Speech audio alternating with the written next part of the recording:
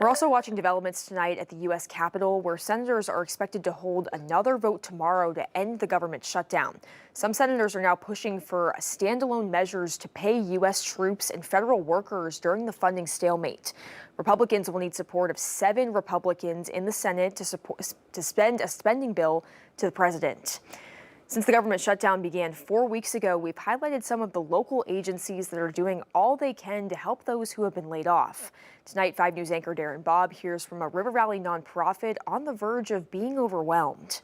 The Community Services Clearinghouse in Fort Smith is very well known for the Meals for Kids program, better known as the Backpack program.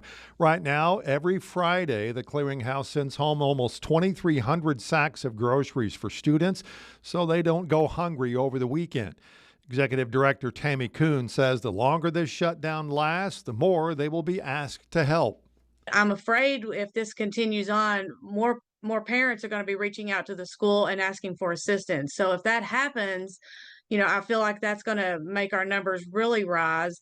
And going into the holiday season on top of that is going to make it that much worse. She says while they're just fine right now, that may not be the case in a few weeks. We get our requests from the schools, not individuals. And so I feel like as more families and those parents of those kids start reaching out to their teachers and counselors, then the schools are going to be calling us. So it'll take just a little bit longer for it to kind of hit us. But I feel like it's probably getting to that point with those families that this is affected.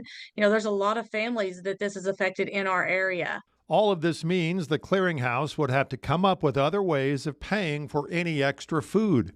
We're a United Way partner, so we get United Way funds, but that's already set. So we won't be getting any more funding from that. Our big fundraisers for this year kind of are already over. Kuhn says whatever happens, the River Valley always seems to come through.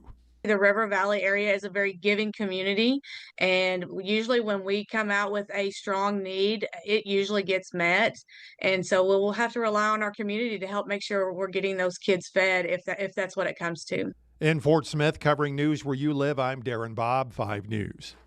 Kuhn says even without the government shutdown, the number of students on the backpack program is higher this school year than last school year.